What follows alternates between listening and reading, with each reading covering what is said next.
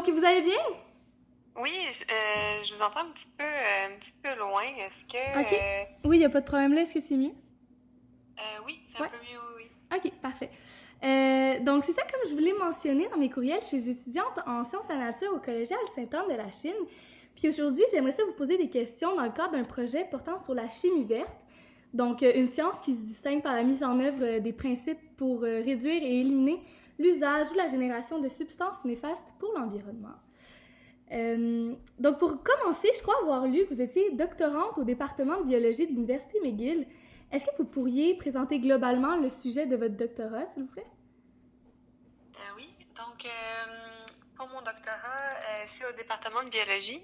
Moi, je fais la science environnementale. En fait, je m'intéresse à comment l'impact de l'homme, que ce soit par des pratiques agricoles ou notre impact sur les changements climatiques, vont influencer ou vont altérer un petit peu l'intégrité de nos cours d'eau. Donc, moi, je m'intéresse aux eaux de surface, donc les eaux OK. douces, les plans d'eau douce, les lacs, les rivières, les étangs. Je m'intéresse à comment est-ce on peut les garder en santé, puis comment est-ce que nous, on peut en fait bénéficier de leurs services écosystémiques. Donc, on a besoin d'eux parce que c'est eux qui nous procurent de l'eau potable, qui nous permettent de pêcher des poissons, qui nous permettent de faire des activités récréationnelles. Donc, il faut faire attention à comment que nos pratiques vont les influencer. OK. Alors, ça, c'est ce qui m'intéresse de façon générale. Pour mon doctorat, c'est ça, je m'intéresse beaucoup à comment est-ce que l'augmentation de la température, les changements dans les saisons dus au changement climatique vont les influencer. Je m'intéresse aussi comment les pratiques agricoles vont les influencer. Donc, par exemple, notre utilisation constante d'engrais et aussi l'utilisation qui est croissante d'herbicides et de pesticides de façon générale, d'herbicides et d'insecticides. Mhm. Je m'intéresse à ça. Puis, je m'intéresse comment est-ce que ça va influencer les contaminants présents dans l'eau, puis comment ça va influencer aussi la santé des organismes aquatiques. Puis, je pense que OK. la raison pourquoi tu me contactais, c'est Ouais. en lien avec un article Oui. qu'on a publié dans la dernière année sur les apports en phosphore qui viennent du glyphosate, qui est le Oui, Roundup, donc exactement. l'herbicide qu'on utilise le plus au monde et au Québec. C'est très vrai. Donc c'est Exact. ça. Et puis, lui, il y a du phosphore et nous, on s'est intéressé à la quantité de phosphore qu'on déversait via l'application de glyphosate. OK. Bon, ben c'est super. Vous avez vraiment bien englobé le tout.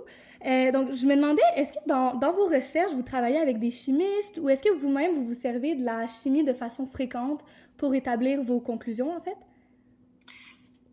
Oui, définitivement. La chimie, elle est pas mal au cœur de plein de choses que je fais. Donc, mon expertise, je dirais que c'est un petit peu à l'interface entre la chimie, la biologie, la géologie aussi. OK. Donc j'ai beaucoup OK. de... Je suis un petit peu une biogéochimiste, en fait. C'est comme ça qu'on appelle Super. ça, un mélange de plein de disciplines. OK. Fait Bon, que, ben. Puis, bon, est-ce que vous savez s'il y a plusieurs équipes de recherche, par exemple à McGill, qui utilisent la chimie verte, donc la green chemistry, afin de trouver un suppléant au glyphosate? Est-ce que vous avez déjà entendu parler de ça ou c'est pas encore quelque chose qui est mis en place? afin de trouver un quoi? Ouais, quelque chose pour remplacer le glyphosate. Pour remplacer... Ouais, oui. Je veux dire... il y a de la chimie verte, oui. J'ai des collègues qui essaient de justement développer des choses dans cette avenue-là. Pour remplacer particulièrement, spécifiquement le glyphosate, je, je pense pas que je peux dire que oui, j'en OK. connais. J'ai l'impression qu'actuellement, là, le monde de quoi on parle souvent dans les pratiques agricoles, c'est plutôt de de prendre un tour d'envers puis changer littéralement, en fait, de pratique, là. Donc, y aller peut-être pour quelque chose comme de la vapeur d'eau, par exemple, à la place d'utiliser des pesticides. Parce que j'ai vraiment l'impression, en fait, que la bonne solution, c'est pas de trouver un autre pesticide, mais c'est vraiment OK. de peut-être arrêter d'utiliser des pesticides, là. OK. Donc, quand on Ouais. parle d'alternatives moins toxiques comme l'utilisation de corn gluten meal ou burn down cover sprays, il y a aussi l'huile de clou de girofle puis le limonène. Dans le fond, selon vous, ce serait pas nécessairement considérable? En fait, l'huile de clou de girofle, j'en ai déjà entendu parler. Il y a différentes choses, genre, je pense que oui, définitivement que ça vaut la peine De tester. d'évaluer, là, mais moi, je connais pas exactement là, s'il y a des études sur le sujet, mais ça, je pense que c'est des alternatives à considérer. Je pensais plus à une alternative chimique, donc le développement d'une autre molécule. Ça, je pense pas que c'est la solution, en fait. Une autre molécule, comment je dirais, un agrochimique, là, proprement dit. Là. Ouais. D'accord. Puis, en lisant un article vous ayant comme principale référence, j'ai cru comprendre que, selon votre étude, le glyphosate contient le phosphore, comme vous avez dit, et puis que ce phosphore-là, quand il est absorbé par les algues, ça contribuerait à leur eutrophisation. Est-ce que vous pourriez résumer un peu le phénomène chimique qui provoque la libération du phosphore à partir du glyphosate? Oui, en fait, le glyphosate, c'est une molécule qui contient du phosphore. Donc, c'est un pesticide organophosphaté. Donc, à chaque fois qu'on ajoute du glyphosate dans les terres, là, à chaque fois qu'on en applique, on ajoute inévitablement du phosphore. Il y a des algues il y a des organismes dans le sol et dans les plans d'eau qui peuvent utiliser le glyphosate comme source d'énergie, particulièrement pour justement son atome de carbone. Mais ce n'est pas aussi biodisponible que d'autres sources de phosphore. Par contre, lorsque le glyphosate se décompose, et ça c'est un argument super important pour sa commercialisation, parce que le glyphosate, ce que Monsanto nous disait, là, maintenant ça a été acheté par Bayer, là, mais c'est qu'il reste pas longtemps il reste dans le sol et il reste pas longtemps toxique parce qu'il se décompose rapidement. Et là, à travers ces étapes de décomposition, de dégradation, le glyphosate, le groupe de phosphore, là, c'est un phosphonate, il va se libérer. Puis lorsque le phosphonate il est libéré et il est seul, il est encore plus biodisponible pour les organismes, pour l'assimilation des organismes, que quand il est sous forme de glyphosate. Même s'il est déjà bioassimilable lorsqu'il est sous forme de glyphosate. Mais là, s'il devient de plus en plus biodisponible pour les organismes vont encore plus l'utiliser comme ressource, puis là, ils peuvent grandir en l'utilisant. Et par exemple, les algues, on sait qu'il faut faire attention aux apports de phosphore qui entrent dans les plans d'eau, parce que si on en ajoute trop, on le sait à cause de nos décennies qu'on a trop utilisé, en fait, depuis les dernières décennies, trop d'engrais. Ce que ça a comme impact, c'est que les algues vont proliférer. Là, ça nous fait des efflorescences, surtout des efflorescences d'algues bleu-vert, des cyanobactéries. Ça émet des toxines, c'est un problème pour nous. Donc, on a vraiment commencé à mieux gérer les apports d'engrais dans les terres agricoles pour faire attention à la santé de nos plans d'eau. Mais dans nos réglementations, on est très focalisé en fait sur l'application d'engrais et non l'application de pesticides, parce que de façon générale, les pesticides n'ont pas de phosphore et de façon générale, on applique moins de pesticides, bien moins de pesticides que d'engrais. Mais avec le glyphosate, le souci, c'est qu'il est tellement incroyable pour plein de raisons. On l'aime tellement qu'on en applique énormément. Et là, c'est là qu'on arrive avec des problèmes qu'on n'a pas vu venir et on n'avait définitivement pas considéré qu'il allait avoir, que ça allait être une source potentielle de phosphore pour les plantes. OK, fait que dans le fond, c'est quand le glyphosate se décompose qu'il libère le phosphore? C'est ça. Le glyphosate contient du phosphore. Une algue pourrait le manger. Puis il y a des algues qui sont capables de le manger. Les cyanobactéries sont résistantes au glyphosate et sont capables de le manger pour proliférer. Il y a d'autres algues aussi qui sont capables, mais pas beaucoup. Par contre, quand il se dégrade puis qui émet qui relâche en fait son groupe de phosphonates, son groupe où est-ce qu'il y a son phosphore, ce phosphore-là devient encore plus disponible pour les algues. Fait que là, encore plus d'espèces d'algues peuvent le manger. Fait que c'est sûr que c'est là qu'il devient encore plus utilisé quand il se dégrade. Mais même s'il n'est pas dégradé, il peut être utilisé. OK.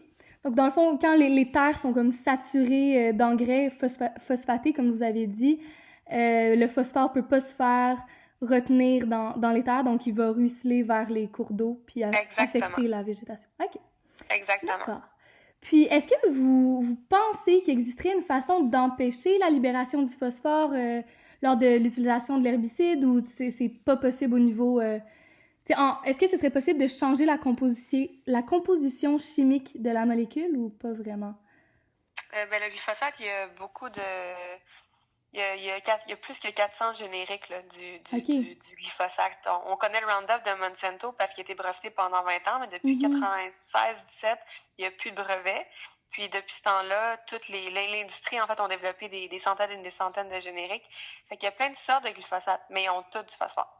OK, OK. Fait que ça fait partie Ouais. de la molécule en soi, là. Donc, le mécanisme, on veut cette molécule-là parce que, pour différentes raisons, mais son mécanisme d'action contre les mauvaises herbes, c'est vraiment que ça va bloquer la synthèse de certains acides aminés dans les mauvaises herbes. Et puis, nous, en fait, on a en plus développé, pas nous, là, moi, là, mais les gens, Ouais. on a développé, en fait, des OGM qui sont résistants au glyphosate. Donc, là, c'est souvent du soya, du maïs, qu'on va modifier génétiquement pour qu'ils soient résistants au glyphosate, de façon à ce que si j'applique après du glyphosate, mon maïs ou mon soya va être résistant, donc il n'y aura pas de problème, je peux en appliquer autant que je veux. Puis toutes les petites mauvaises herbes autour, quand eux vont vouloir grandir, pendant qu'ils vont faire leur photosynthèse, le glyphosate, ce qu'il va faire, c'est qu'il va bloquer la synthèse d'acides aminés pendant la photosynthèse. Ça, c'est important, parce que sinon, ils ne peuvent plus grandir. Fait que c'est ça qui va faire en sorte que ça va les tuer par la suite. OK. Et puis, fait que dans le fond, cette molécule-là, c'est ça son mécanisme d'action. Si tu veux enlever un atome de ça puis faire des altérations à la molécule, il y a certaines choses qui vont faire en sorte que ça va littéralement changer toute ta molécule puis elle n'aura plus le même mécanisme d'action. Fait que c'est pas... Fait que ma réponse, je te dirais en une phrase, je pense pas que ce soit possible d'enlever le phosphore. OK, c'est bon.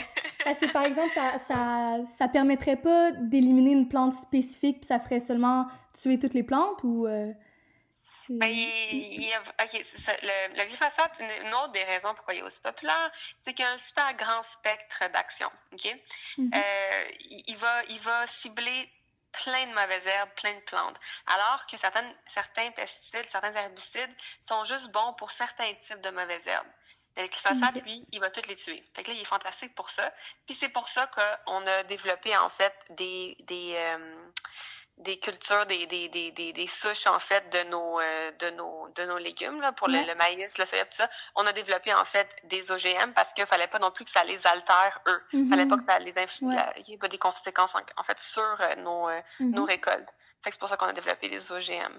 Mais ouais, c'est ça. Il est super versatile. Le glyphosate, il peut tuer plein de types de mauvaises herbes. Donc, selon vous, est-ce que ce serait possible de créer un OGM qui pourrait faire en sorte que dans les champs, par exemple, qui contiennent ce légume-là, qui est OGM, et qui pourrait, dans le fond, résister à un autre herbicide que le glyphosate, qui aurait, par exemple, qui serait plus vert puis qui serait moins nocif pour l'environnement? Ah oui, définitivement.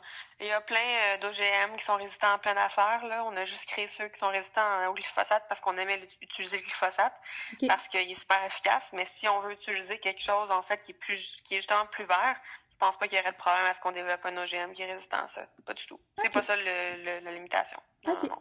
Parfait. Puis, est-ce que, dans le fond, pour qu'on puisse créer un herbicide qui fonctionne de façon spécifique puis qui est un peu les mêmes... qui fonctionne un peu comme le glyphosate, est-ce qu'il faudrait qu'il y ait une composition chimique très similaire ou ça pourrait être quelque chose de complètement différent? Je pense que ça pourrait être les deux. Je pense que je vois pas de limitation dans les deux directions. J'ai l'impression que à la seconde où est-ce qu'on va développer une molécule qui se veut être un pesticide, le but, c'est que ça arrête la croissance de quelque chose. Donc, ça a tout le temps un mécanisme d'action qui va rentrer en conflit avec des processus métaboliques, tu comprends? Donc, le problème avec ça, c'est qu'on n'anticipe souvent pas les conséquences que ça va avoir sur les organismes non ciblés. Donc, par exemple, l'herbicide du glyphosate, le but, c'est qu'il arrête la croissance des mauvaises herbes. Ça peut arrêter la croissance de d'autres types de végétaux et même ça peut être un contaminant, puis ça peut affecter d'autres organismes qui sont animaux. Il y a des amphibiens, ils ont vraiment de la misère, en fait, avec le glyphosate. C'est eux qui ont le plus de conséquences écotoxicologiques en présence du glyphosate dans les étangs à côté des régions agricoles. Puis en plus que pas prévu pantoute, là. Puis en plus que ça influence aussi les cours d'eau à cause de l'eutrophisation qui se passe dans les algues. Non, mais c'est ça, les articles qui révisent tous les impacts du glyphosate, ça touche à plein de choses de la flore et de la faune. Est-ce qu'il y aurait un potentiel impact sur notre santé? Oui, ben c'est ça fait partie des questions aussi parce que par exemple, en Europe, il y a plusieurs agences, en fait, qui ont fait des recommandations à l'ONU pour dire que c'était cancérigène. Ça pourrait potentiellement être cancérigène, le glyphosate. avec l'exposition chronique. Et là, il y a plusieurs endroits dans le monde qui ont banni déjà le glyphosate parce que l'exposition chronique, même si on n'est pas sur une ferme, même si on n'habite pas sur une ferme, on est vraiment rendu dans une ère où est-ce que le glyphosate est dans tout ce qu'on mange quasiment. On va en trouver... Oui, on en trouve dans la bière, on en trouve dans du lait, on en trouve dans nos céréales, il y en a partout du glyphosate. Ouais. Et donc, on en ingère systématiquement. Alors, il y a des gens qui se posent la question, est-ce qu'on veut pas justement le bannir parce que c'est un problème? Puis à Montréal, on l'a banni là, il y a un mois et demi. Le 5 septembre, on l'a banni sur l'île de Montréal. Incroyable, je suis pas au courant. Ben, dans les faits, en fait, ça veut pas dire grand-chose parce que le bannir sur l'île de Montréal, tu sais, on n'a pas beaucoup d'agriculture sur l'île de Montréal. Oui, c'est ça, tous nos produits viennent d'ailleurs. Oui, c'est ça. Fait que, tu sais, ça veut dire que le jardin botanique va plus utiliser le glyphosate, puis que les clubs de golf vont plus en utiliser, mais ils peuvent pas bannir l'achat des particuliers. Donc, si moi, je veux encore aller au Home Depot m'acheter du glyphosate, je peux.